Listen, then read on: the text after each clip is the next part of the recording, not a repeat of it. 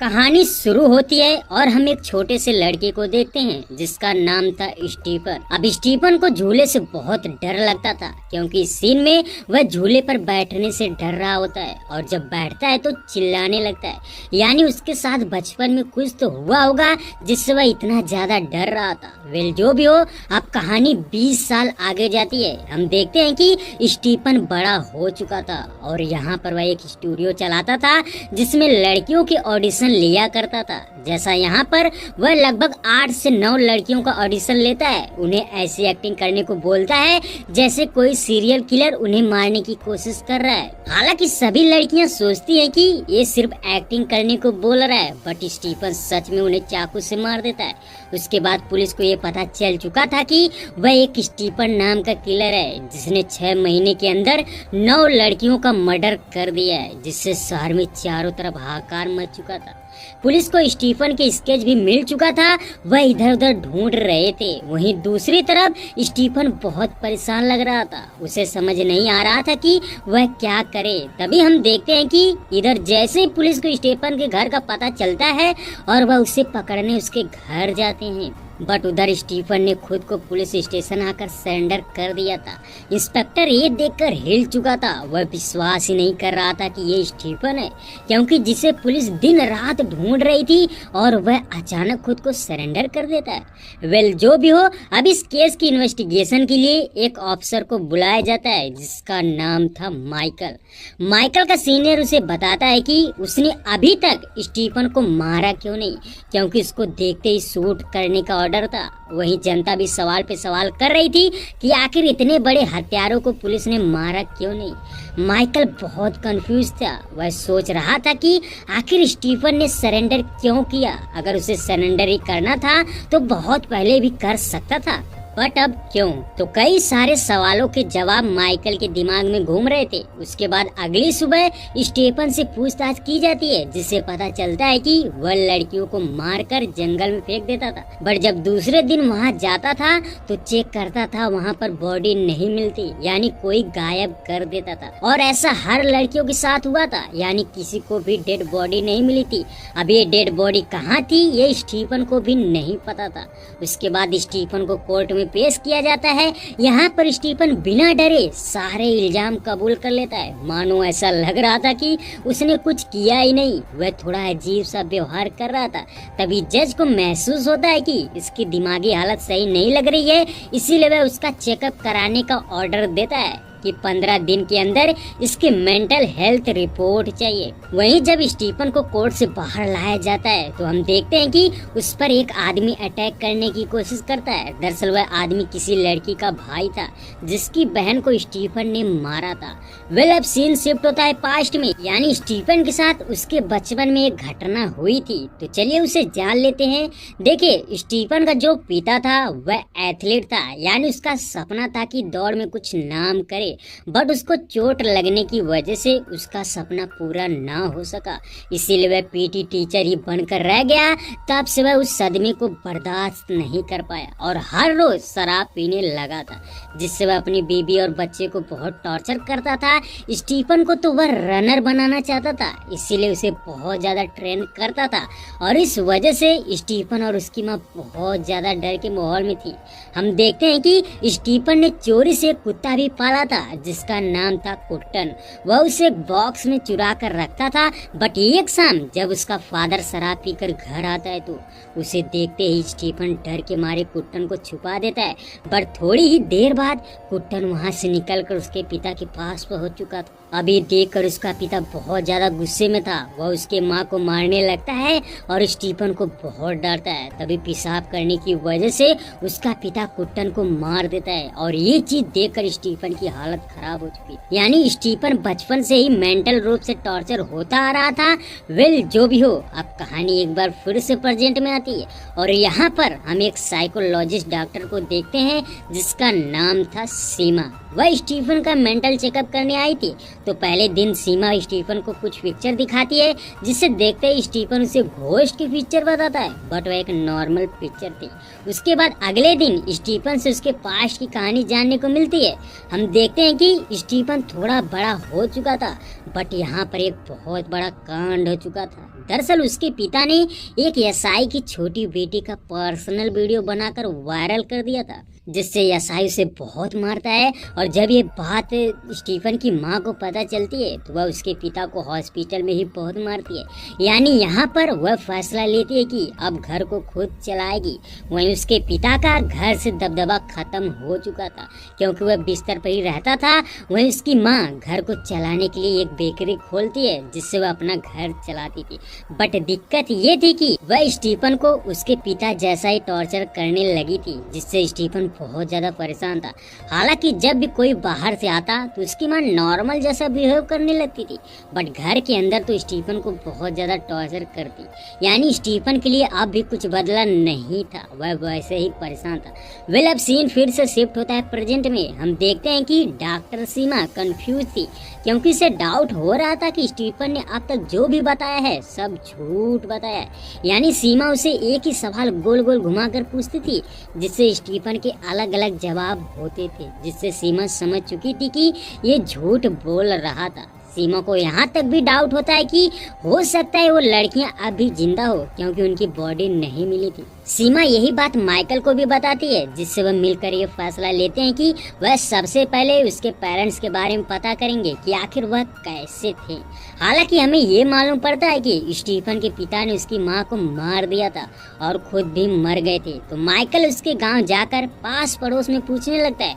अब सभी यही बताते हैं कि उसकी फैमिली थोड़ा अजीब थी, क्योंकि वह बाहर भी नहीं निकलते थे। यानी माइकल को उसके पास पड़ोस से भी कुछ पता नहीं चलता।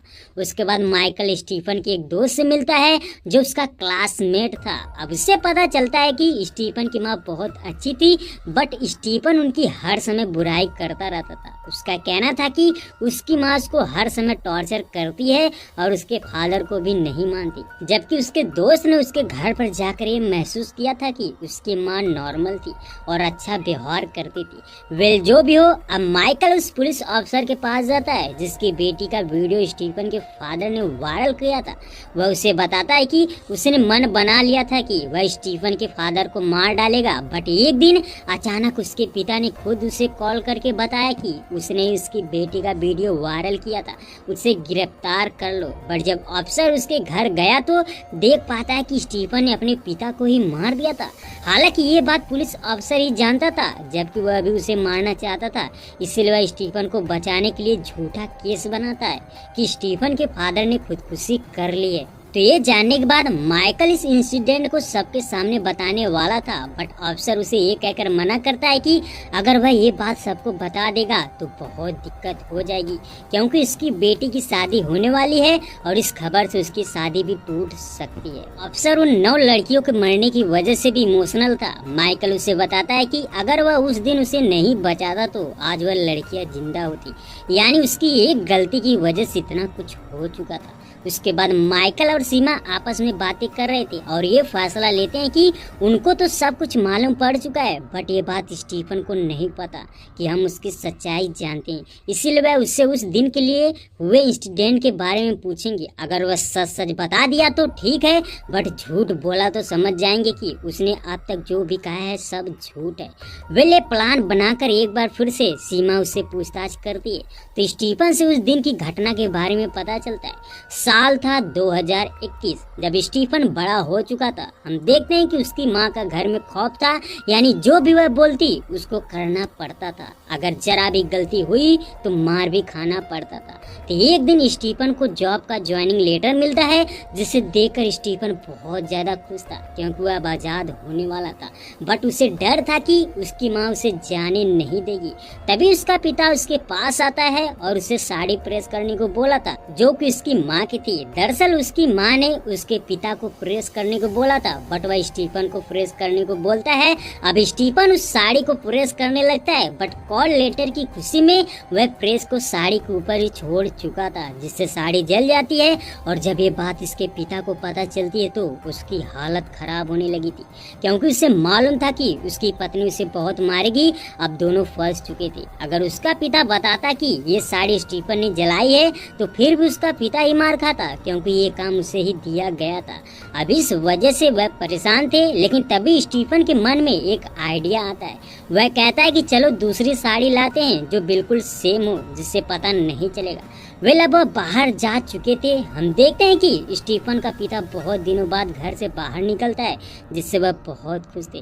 वह साड़ी भी खरीदते हैं और खूब मौज मस्ती करते हैं। उसके बाद शाम को जब घर आते हैं तो उसकी माँ को शक हो चुका था क्योंकि उसको सिगरेट की स्मेल आ रही थी। उसे पता चल चुका था कि ये बाहर गए थे, बट सच कोई नहीं बता रहा था। इतने में उसकी माँ स्टीफन के पिता को एक डंडे से बहुत मारती है। वह चिल्ला रहा था और यही नहीं, स्टीफन को भी मारती है। फिर उसके कॉल लेटर को फाड़ देती है क्योंकि वह चाहती थी कि स्टीफन भी यहीं पर रहे, वह बाहर जाकर नौकरी ना करे। बट इस चीज से स्टीफन को बहुत ज्यादा गुस्सा आता है और वह चाकू से अपनी माँ को ही मार डालता है। और रही बात उसके पिता की, तो वह अपनी पत्नी के मरने की वजह से बहुत खुश था और ये फैसला लेता है कि वह खुद को सरेंडर कर देगा ताकि स्टीफन ना फंसे। उसका पिता पुलिस को कॉल करके बताता है कि उसने अपनी पत्नी को ही मार डाला है। अब यहाँ पर उसका पिता खुशी खुशी बॉडी पर पेशाब करने की भी कोशिश करता है, बट स्टीफन गुस्से में था क्योंकि उसके पिता ने भी इसे बहुत सताया था, इसीलिए वह उसको भी मार देता है। यानी यहाँ पर स्टीफन ने अपने माता पिता को खुद मारा था। और जैसा कि सीमा ने इसके बारे में पता किया था, सब कुछ वैसा ही बताता है, जिससे सीमा शॉक थी कि इन्होंने एक्सेप्ट नहीं किया था कि वह सच सच बता देगा। उसके बाद माइकल और सीमा बहुत ज्यादा कंफ्यूज थे कि आखिर स्टीफन ऐसा क्यों कर रहा है। इसका मतलब है कि वह किसी को बचाना चाहता है।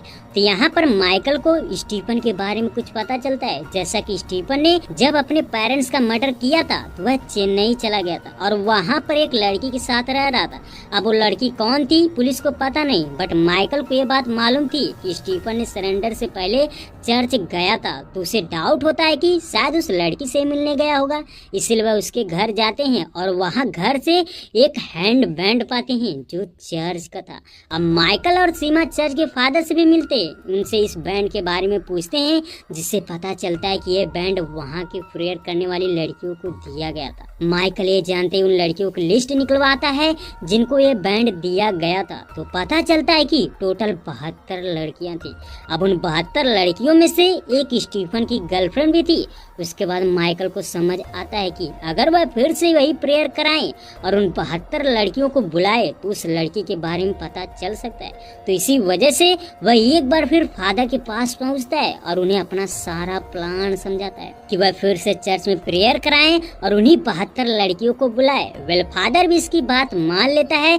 वहीं दूसरी तरफ सीमा एक बार फिर से स्टीफन से पूछताछ कर रही थी और इस बार वह चेन्नई वाली लड़की के बारे में पूछती है, जिसे सुनते ही स्टीफन की हवा टाइट हो जाती। वह घबरा चुका था, बट हिम्मत करके ये बताता है कि वह चेन्नई में अकेला था, यानी कोई भी लड़की उसके साथ नहीं थी। साथ में ये भी बताता है कि वहाँ पर उसने एक कॉल गर्ल को भी मारने की कोशिश करी थी, बट वह भाग निकली। हालांकि स्टीफन को शक होता है कि इनको उसके बारे में पता चल रहा है, इसलिए वह यहाँ पर पूछताछ करने से मना कर देता है और तुरंत चला जाता है। अब स्टीफन के भी मन में डर आ चुका था क्योंकि पुलिस की इन्वेस्टिगेशन सही दिशा में जा रही थी। वह परेशान था कि उस लड़की के बारे में इनको कैसे पता चला। वहीं दूसरी तरफ चर्च में सभी 72 लड़कियों को बुलाया जाता है। अब माइकल उन पर नजर रख रहा था, तभी ये पता चलता है कि 14 लड़कियां नहीं आई हैं, जिससे माइकल को डाउट होता है कि शायद उन्हीं 14 लड़कियों में से वह एक हो। इसलिए वह बारी बारी से उन लड़कियों के घर जाकर पूछताछ करता है, बट उसे कुछ पता नहीं चलता क्योंकि सारी लड़कियां सही बोल रही थी और उनके बताने के हिसाब से वह नहीं थी। अब माइकल परेशान थी कि क्या करे, क्योंकि अगर वह टोटल 72 लड़कियों से पूछताछ करता तो इसके लिए परमिशन लेनी पड़ती और बहुत ज्यादा मुश्किल हो जाता। तभी सीमा लिस्ट को देख ही रही थी कि इतने में उसे पता चलता है कि उस दिन 14 नहीं बल्कि 15 लड़कियां चर्च नहीं आई थी। अब ये जानकर वह हैरान थी कि आखिर चर्च की सिस्टर ने उनसे झूठ क्यों बोला। वे अब उस सिस्टर के पास पहुंचते हैं और उसे इस बारे में पूछते हैं। तभी सिस्टर बताती है कि उस लड़की का नाम मैरी है, जो अब उसकी ही तरह सिस्टर बन चुकी है, यानी उस दिन वह मौजूद थी और उसने ही लिस्ट बनाई थी, बट खुद को काउंट नहीं किया था। वेल माइकल और सीमा उस मैरी नाम की लड़की से पूछताछ करते हैं, जिससे पता चलता है कि हाँ वह स्टीफन को जानती थी, और जब स्टीफन ने सरेंडर किया तो उस दिन वह उससे मिला था। दरअसल मैरी एक्ट्रेस बनना चाहती थी, इसलिए वह एक दिन स्टीफन के पास आती है। स्टीफन अपने स्टूडियो में उससे एक स्क्रिप्ट देता है। वह उसे बताता है कि एक लड़का और एक लड़की, मान लो बचपन से ही वह एक दूसरे से बेहद प्यार करते हैं, और फिर एक दिन अचानक लड़का सेल्फ डिफेंस में मर्डर कर देता है। क्या वह लड़की उसे अपनाएगी या फिर उसे पुलिस से पकड़वा देगी? तो यहाँ पर मैरी ये फैसला लेती है कि वह अपने बॉयफ्रेंड का इंतजार करेगी और उसे कभी भी धोखा नहीं दे सकती। यानी वह यहाँ पर स्टीफन को ही चूज करती है। तभी उसके जवाब से स्टीफन बहुत खुश था और यहीं पर उसे बताता है कि वह स्क्रिप्ट रियल थी, और अगर वह उसे चूज नहीं करती तो वह सच में उसे मार देता। साथ में ये भी बताता है कि उसने इसी तरह 9 लड़कियों को भी मार चुका है। दरअसल वह उन लड़कियों के सामने भी ऐसे सिचुएशन रखता था, बट उन 9 लड़कियों ने अपने बॉयफ्रेंड को पुलिस से ही पकड़वाने को बोला, जिससे स्टीफन ने उन्हें मार दिया था। बट मैरी ने ऐसा नहीं किया था, जिससे स्टीफन खुद उसे चर्च ले जाकर छोड़ता है। और ये जानकर मैरी की हालत खराब हो चुकी थी, क्योंकि वह मरने वाली थी। उसके बाद फिर से स्टीफन से पूछताछ की जाती है और इस बार वह अपनी गर्लफ्रेंड के बारे में बताता है। हम देखते हैं कि स्टीफन बचपन से ही एक लड़की से प्यार करता था, जिसका नाम था कृतिका। कृतिका भी उसे बहुत ज्यादा प्यार करती थी और उसकी हर एक बात को जानती थी। बट जब वह बड़ा हुए तो स्टीफन ने अपने पेरेंट्स को मारने के बाद कृतिका को लेकर चेन्नई आ गया और वहां पर उससे शादी कर लिया। हालांकि कृतिका को यह बात नहीं पता थी कि उसने अपने माता पिता का खून किया है। हम देखते हैं कि वह बहुत खुश थे, बट धीरे धीरे स्टीफन परेशान हो रहा था, क्योंकि हर समय उसके पेरेंट्स की आवाज सुनाई देती थी, जिससे वह तंग आ चुका था। फिर एक रात वह फैसला लेता है कि सारी बातें कृतिका को बता देगा। हम देखते हैं कि जब वह मर्डर वाली बात कृतिका को बताता है तो वह हैरान थी और उससे कहती है कि वह सरेंडर कर ले। ये सुनते ही स्टीफन डर जाता है और तुरंत पलट जाता है। वह यहाँ पर बहाना करता है कि उसने मजाक में बोला था। अब कृतिका को भी विश्वास हो चुका था, तो फिर से वह वैसे ही रहने लगे थे। बट स्टीफन अब भी परेशान था, उसे हर रोज वही आवाजें परेशान करती थी। यानी वह जैसे पागलों जैसा बिहेव करने लगा था। और जब ये बात उसकी पत्नी को पता चलती है तो वह साइकाइस्ट्रिस्ट के पास जाने को भी बोलती है, ताकि वह सब कुछ नॉर्मल कर देंगे। बट स्टीफन उस घटना के बारे में किसी को भी शेयर नहीं करना चाहता था और ना ही ये बताना चाहता था कि उसके पेरेंट्स की आवाज सुनाई देती है। अब धीरे धीरे कृतिका को भी शक हो चुका था कि इसने अपने पेरेंट्स को मारा है, इसीलिए स्टीफन उसे घर से बाहर नहीं जाने देता था, हर समय लॉक करके रखता था, क्योंकि उसको डर था कि वह पुलिस को बता देगी। लेकिन घर में रहने की वजह से कृतिका की हालत खराब हो रही थी, लगभग वह बीमार पड़ चुकी थी, इसीलिए वह अपने मायके जाने की जिद करती है। बट स्टीफन उसे नहीं जाने देता। तभी वह उससे कहता है कि वह बोले कि बाहर जाएगी तो पुलिस को बता देगी। यानी वह फोर्स करता है ये कहने के लिए कि वह कहे कि वह खूनी है, इसीलिए उसके साथ नहीं रहना चाहती। यानी स्टीफन बार बार यही कहता है कि अगर वह ये कह देगी तो वह छोड़ देगा।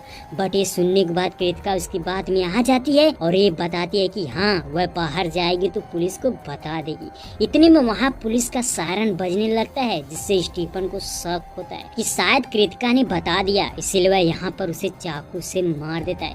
हालांकि उसको मारने के बाद उसे बहुत पछतावा था, उसकी जिंदगी खराब हो चुकी थी, इसीलिए वह फिर से नए पार्टनर की तलाश कर रहा था जिससे वह शादी कर सके। बट उसके चक्कर में वह 9 लड़कियों को मार दिया था। बट 10वीं लड़की मैरी थी, जिसने उसे प्यार का मतलब समझाया था, इसलिए स्टीफन ने फैसला लिया था कि वह उसको नहीं मारेगा और उसको घर छोड़कर सरेंडर कर दिया था। वेल यहाँ पर स्टीफन की असली सच्चाई पता चल चुकी थी। उसके बाद मामला कोर्ट तक पहुँचता है और वहाँ पर सीमा स्टीफन को मेंटल डिस्टर्ब बताती है और कहती है कि स्टीफन ने जो मर्डर किया है उसका पछतावा है, जिससे उसे फांसी की सजा के बजाय 28 साल के जेल की सजा होती है। उसके बाद जब उसे बाहर ले जाया जाता है तो पब्लिक उसको मारना चाहती थी, क्योंकि उनका कहना था कि वह उसे फांसी दे दे, बट पुलिस ने ऐसा नहीं किया था। अब स्टीफन को गाड़ी में बिठाकर जेल ले जाया जाता है और यहीं पर बहुत बड़ा सस्पेंस खुलता है, जिससे जानकर आंखें फटी की फटी रह दिखाई जाती है। हम देखते हैं कि स्टीफन को गाड़ी में ही सभी लोग दिखते हैं जिनको उसने मारा था। अब यहाँ पर पता चलता है कि उसके पेरेंट्स उसे बहुत प्यार करते थे,